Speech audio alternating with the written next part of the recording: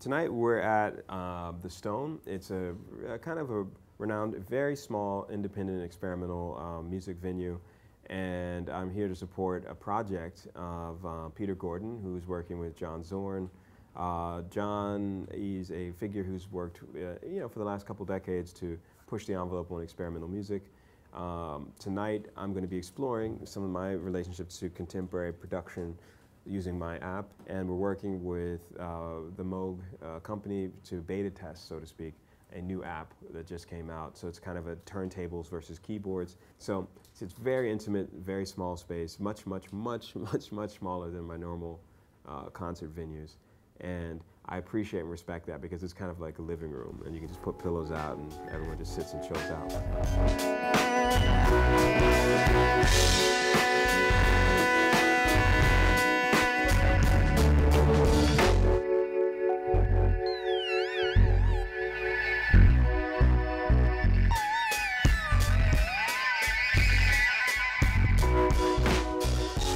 For Moogfest last year, I worked with a legendary musician, Bernie Worrell, and he's considered to be one of the premier keyboardists of that generation.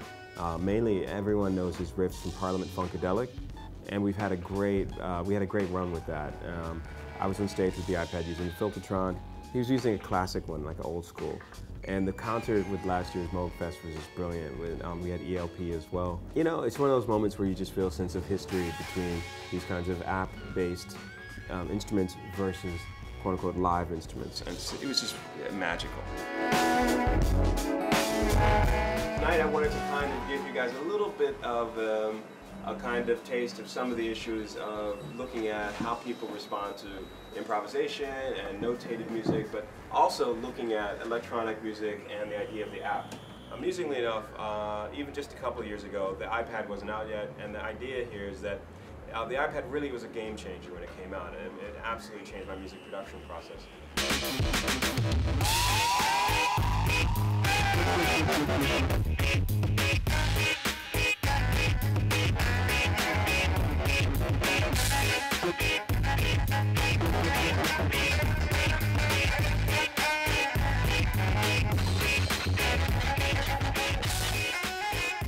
I think the app really is this portal into a situation where anything goes, and that's a beautiful thing because it frees your hands up. I used to have to show up with huge record crates. Now it's just, oh, man, it's made my life a lot easier.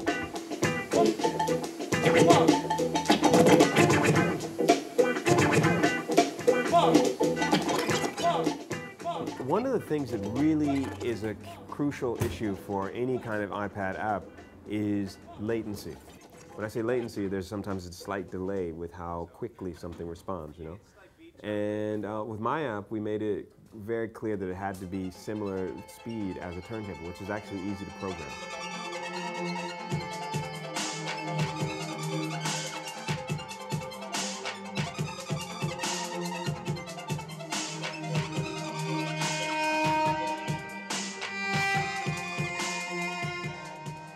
The new Moog app is definitely one of those things where you have to remember beta testing is crucial. I think it's similar to some of the synths that were earlier, like the RCA Mark II, tube amps and stuff like that were way back, because you had to take patch cords and like plug them in, and you know, things like that are very old school, and they have an incredibly complex, beautiful analog sound. And what's beautiful about that is that you can pull the machine apart at every level. And the new app reminds me of those. Even the interface is meant to look like that kind of late 60s, early 70s knobs and stuff like that. They could have made it more tricked out looking, but they made it very clear, clean. The design works, and the idea of the keyboard interface and being able to quickly be able to have volume controls, you know, all the glides, you'd be able to switch between all the different faces of the app. All of that's very useful.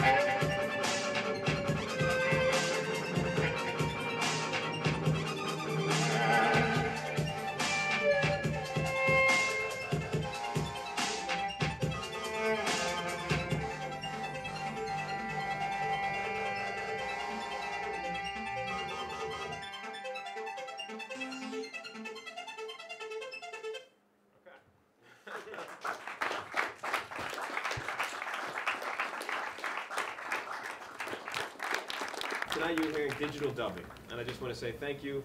Let's do one last piece just to kind of show a little bit. This is a dubstep, a little bit of an update of the material they were just hearing. And I'll play you, it's another app that a gentleman out of London have been making. So when you talk about 21st century dub, dubstep is the kind of, to me, the bridge right now. A quick kind of walkthrough of some of the material. So say for example,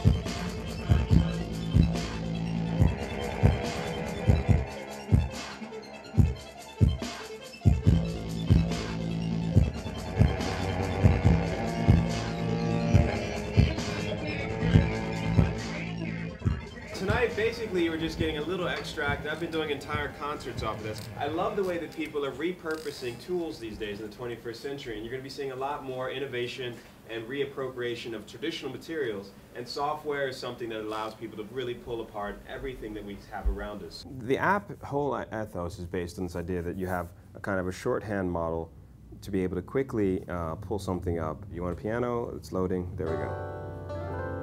And so the fun part about that is you have accessible almost every tool that ever has been digitized. And once it's digital, you can make copies, you can play it recorded, have a very clean sound. Analog was much more troublesome with recording if you think about tape and tape hiss and the amount of noise that would creep in. But amusingly enough, that is something that now people are trying to program back in. So when you say an app for music, you're looking at a producer's dream.